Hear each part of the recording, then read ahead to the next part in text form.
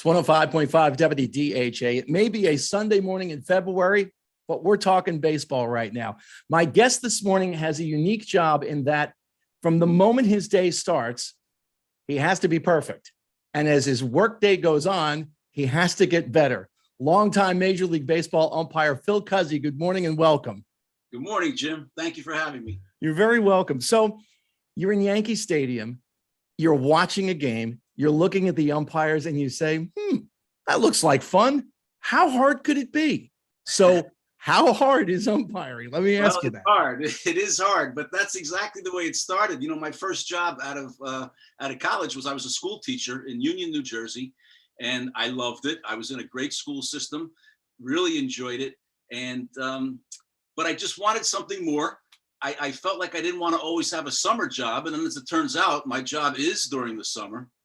But that's what it was. I was at the game with my buddies, and I just, for whatever the reason, started focusing in on the umpires. And I'm watching them rotate around the field and just seeing them in a different perspective as what most fans might. And I said, Gina, that would be a great job, because what kid in America doesn't want to grow up and be in the big leagues? And so I said, yeah, I know the game of baseball. How hard could it be? Well, when I went down to umpire school, I realized that it was very difficult, to the tune of it took me 4 times to get through umpire school, which I don't think anyone else has had to go that many times. But it all worked out, and I couldn't be happier. I don't think fans realize that there is a school involved in this. It's not just, slap a black uniform on and walk out on the field and know some of the rules. I mean, there's a lot that goes on to this. How long did it actually take you from the time you started umpiring school to get to the major leagues? 13 years. Wow. 13 years in the minor leagues. And at one point I lost my job and I wound up coming back, and it's just a long story, but it was a long road, but it was well worth it. And they can say a lot of things about me, Jim, but they can't say I didn't put my time in. Mm-hmm. Now when you lost your job, and much like a ball player, you go back down to the minor leagues. Not only did you go to the minor leagues, though, you went all the way down to A ball. How did you handle that? Well, unlike the player, if a player gets released, they have 29 other teams that they could possibly be picked up by. When an umpire gets released, there is nowhere else to go. So it took me 3 years to get back. And there was a lot of what went on. And it turned out to be that I ran into then National League President Len Coleman. And I had been trying to reach him. And I said, he's not going to take my phone calls, understandably. And I sat down, I wrote a letter one day, and it was just my life on a page as to why I thought that I should come back and could come back and would be happy to come back. And I said in the letter that I would go back to umpiring school for a 5th time. And, and I brought the letter at the time. I said, I was out of the game for 3 years, and I was working at the Short Hills Hilton in New Jersey. Mm-hmm. And my sister was working there. And I wrote this letter over the weekend, and I brought the letter to work this day for my big sister to proofread, to make sure I didn't spell any words wrong. And that day, Len Coleman checked into the Short Hills Hilton because he was hosting the Japanese contingent for the All-Star game, which was in Philadelphia that year. So long story short, I had a chance to give him this letter. I waited outside his door, and he opened it up, and he's a big man, had a big smile on his face. And when I told him who I was, the smile dropped. He thought I was stalking him. And I said, Mr. Coleman, it's okay. I work here. And it's a long story, but the long story short of it is that he said, I'm going to give you a call after the World Series is over. And I thought he was just giving me the pleasant brush, but sure enough, he did call me. He told me that against the advice of the attorneys, he was going to bring me back. I wouldn't have to go to umpire school for the 5th time, but I would have to go to A-ball. So at 40 years old, I went back to A-ball, and it was an experience, because I had big league games under my belt at that point in time. And but that's that's my message when I speak to the kids about persistence. Yeah, persistence and perseverance. And that, I think, is a real hallmark of your career, Phil, as an umpire over the years. And it'll translate when we get further into talking about the Robert Luongo ALS Fund dinner in a moment or two. But perseverance is huge. And I think part of that is growing up here in New Jersey, in Belleville. Yeah, I grew up in Belleville. I moved all the way to the next town over. My best and dearest friends to this day are the guys I went to junior high school with in Belleville, and we just had it in us, and we're scrappers and we're fighters, and we do what we need to do to get the job done, and that's what we do. Major League Baseball umpire Phil Cuzzi, my guest this morning here at 105.5 WDHA on the Jersey Magazine. Over the course of your job, from time to time, you have to eject a player. And that can be, I assume some of them are more interesting than others. I want to bring you back to one ejection. I don't know if you actually ejected the player or not, but I know you were at the game. It's Yankee Stadium, Brett Gardner, and he's slamming the bat against the roof of the dugout. Before any of the ejections are going, what was going through your mind as you're watching what's transpiring in the dugout? Yeah, well, that kind of became Brett's signature when he was unhappy about a call, or if just before that, Boone was ejected, and so he was in displeasure. He was, so it seemed like, and people said, well, how could you eject a guy for just banging the bat on the top of the roof of the dugout? And I said, it's not about that. If he did it when a teammate hit a home run, and he did it in happiness and in jubilation, no issue. But when he did it because of an umpire's call, I said, this doesn't, because what would happen? The kids in Williamsport would be doing it. They were unhappy. So yeah, we excused him early, and that was the end of that. And that, of course, is the game. I can't use the exact phrase, but that was the whole, my guys are savages in the box. And that turned into a t-shirt meme and all of that with Boone. But I remember watching that game and thinking, what in heaven's name is going on here as he's slamming the bat? Yeah. Phil Cuzzi, my guest here at 105.5 WDHA on the Jersey Magazine. This coming Wednesday in Belleville at Nanina's in the Park. It is the 18th annual Robert Luongo ALS Fund dinner. Phil, you actually founded this charity, right? Yes, I did. And what was it about Robert that made him so special to you? Robert was a special guy. He was, again, we went to junior high together. We were the same age. Obviously, we were not technically cousins, but we were like cousins because his mother's sister married my mother's brother. So we had the same, follow that, right? So yeah. we had the same first cousins, but we weren't really cousins. We were cousins through marriage, I guess you might say. And Robert was just he was our leader. He was an all-state linebacker for Belleville. He went on to play at Harvard. And he was our go-to guy. And and then he wound up moving to Florida. So I never knew when Robert may show up, even when I was in the minor leagues, throughout the South, the Southern League, or, and he may have just shown up, and that he was that kind of a guy. And one day he said to me, something's going on with my hand. My hand is numb. And I said, well, Rob, go to the doctor. And he put it off. He put it off because at the time he didn't have insurance. And then he said, it's going up my arm. And it wound up going up his arm and down his other arm. And, the symptoms are different for every ALS patient. But, one of the first things he said to me was, when he was diagnosed with ALS, he said, I've just been given a death sentence. And that's very hard to hear from one of your best friends. And as time went on, and I wind up signing a contract with the National League, it was my wife Gilda who said, it took you a long time to get to this point. You have to give something back. And I said, you're absolutely right. What is it that I'll do? Should I go to children's hospitals? Should I speak to the kids in school? And then all of a sudden, Robert was diagnosed with ALS. And I said, here's the answer. And we wound up starting the first year. We had no idea what kind of, reaction we were going to get from our community. But I had promised Robert the last time I saw him alive, knowing how important education was to him. His daughter at the time, Dominique, was 9 years old.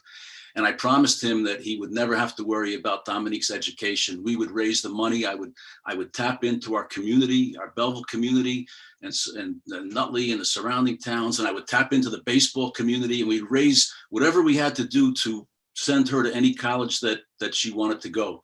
As it turned out, she followed her father's footsteps, graduated from Harvard, and she's now in Harvard Law. But we had no idea where it was going to go. That first year, we had over 500 people at Nanina's in the park, and it grew since then. People said, well, the first year you're always going to get people, but they're going to come to be polite and nice and they're supportive. But after that, it only grew. So for the last, I'll say 10 years, 8 to 10 years, we've had 600 people at Nanina's. Now this year, our numbers are going to be a little bit down for obvious reasons, but we are still over 400 people right now. That's incredible. I'm thrilled under the circumstances that, so it'll look like the room is empty for us, but we still do good work because people, Jim, what I found is that people want to donate, they want to give, but they want to know where the money's going. And we always show where our money goes. We have representatives from the National ALS Association. We give money for research. We give money to, I get calls all the time for people. My cousin was just diagnosed. My sister's brother was diagnosed, and so we put ramps in people's houses, chair lifts in people's houses. We bought conversion vans for people. We've paid bills for people. Help, it's just people see it, and because they see it, they're more so supportive. And, Targo, this is the 18th annual event. Go back to that word perseverance, how you've grown this event over the years. A tribute to you and I would assume Robert as well. There must have been something about him persevering through all of this that inspired you as well. Well, like I say, he was our team leader. And, one of the last things he said to me before he lost his voice, or actually he did lose his voice, and he spelled it out on a board that his wife Deborah put together, and he had a light on a visor on his head, and it was like playing Wheel of Fortune, trying to guess. And when it took me a long time to put it together, what he was trying to say, he typed out, "You're dumb." So he didn't lose his sense of humor, but it was just we had no idea where it was going, and it's unbelievable. And it's a tribute to Robert. It's a tribute to our community, really, because those 600 people, every year, it's the same people. It's the same people from our community. And, I've been able to have, and we have a mystery guest format every year. So we've had Joe Torre, we've had Tommy Lasorda, we've had Bucky, it's mostly an Italian Yankee crowd. So we've had even Joe Pepitone, Bobby Richardson, Goose Gossage. We've had all, and it's just a surprise to people. They guess, they bet on who's coming, and it's really a tribute to the community because, as I say, we have the same people, and it's a nice problem to have that I have to have a waiting list every year.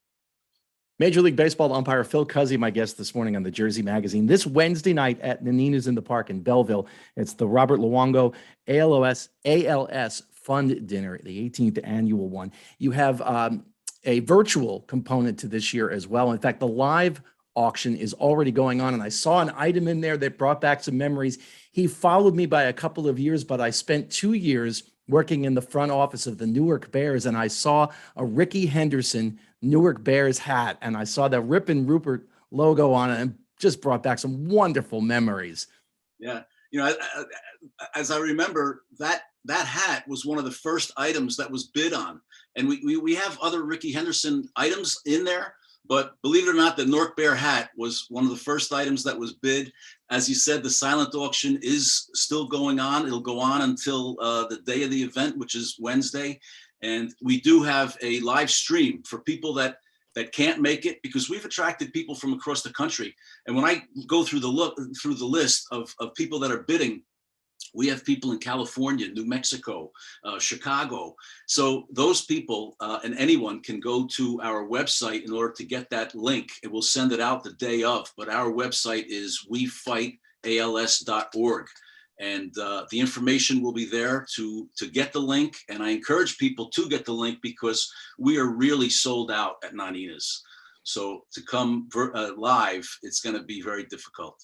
And again, that website is wefightalS.org. So, Phil, a number of Major League ball players are at their respective, I don't want to say spring training sites because they can't get in, but I know, for example, one of the Red Sox pitchers from Connecticut is down, I think it's at a college in Florida near where the Red Sox train. And a lot of guys are probably out in Arizona. So they're trying to get ready in advance of what we hope is the starting date on time for spring training. What does an umpire do to get ready for the upcoming season? What's that like for you? Well, for us, really, it's not like we and the guys, the players, they, even though they are locked out right now, they have, a lot of them have facilities that they can go to pitch or to take swings, and umpires really can't do that. So that's why if I'm working my first plate job in spring training and somebody yells about a pitch, I usually yell back, "You think I had a pitching machine in my garage and I'm able to see pitches?" So for us to get ready, it's really, other than physically staying in condition, spring training is it for us. So we go down and we'll work spring training. And usually, I think after, 3 or 4 plate jobs, I feel like I'm ready to go. Some might disagree with that come August. Well, that's when I introduced you. You've got to be perfect from the moment you step on the field and get better as it goes on. I've told you before we came on the air, I've been doing baseball a long time. I've coached kids everywhere from T-ball all the way up through high school, and I've worked with college and professional guys, and you couldn't pay me enough to be an umpire. I can't fathom that kind of a job where you're getting, I try to go through the day not getting yelled at. When you walk out to do your job, I'm getting yelled at by somebody today. Yeah. The biggest thing in my mind as a plate umpire, people say, well, who's your favorite pitcher? And I always say, I don't care who's pitching as long as he throws strikes. And I know it's going to be some kind of a problem when a pitcher comes out. I don't care if it's a number one starter or a reliever, when he is missing and he's just, listen, we all have those days. And when he's just not throwing strikes, I know it's going to probably be some kind of trouble, because that means that he's missing, and the ones that he's missing, not as far away as the other ones that he's missing big time, he wants that as a strike. So that is the issue. But it's just a great, I love my job. I really do love my job. I know you've been behind the plate for a no-hitter. What kind of pressure is that like for you as an umpire? Well, I can tell you, I was behind the plate for 2 no-hitters, and the first one was Bud Smith, if you remember that name, from the Cardinals. It was in San Diego. I was just coming off vacation, so I flew across the country from Jersey, and I said, I'm flying across the country, day of the game, and I got to work the plate. And I'm happy I did not know until the 9th inning that he had a no-hitter. I heard someone yell from the stands, "Hey, Bud, don't worry about all those zeros up on the board." And I looked up at the board. I said, "This kid's throwing a no-hitter," and I had no idea. So I only had to know for the bottom of the 9th, and I'm glad I didn't know. And the second one was Cole Hamels in Chicago, and I had no idea. The last out of the game was a circus catch out in left center field, and after this catch was made, everybody started jumping up and down, and the game's over. And I'm walking off the field, and I see them going crazy, and all of a sudden they said, Are they congratulating because they had talked about trading him? I said, they can't be that happy that he's being traded. I looked up on the board, I saw zeros. I said, I just worked a no-hitter and never knew it. And I was glad I didn't know. Phil Cuzzi here with us on the Jersey Magazine at 105.5 WDHA. Again, this Wednesday night, the Robert Luongo 18th Annual ALS Fund Dinner at Nanita's in the Park in Belleville. There's a live you can go, or a virtual as well. All of the details online at wefightals.org. Phil, thank you so much for your time. I've really enjoyed catching up with you this morning here on DHA. Thank you, Jim. It was my pleasure.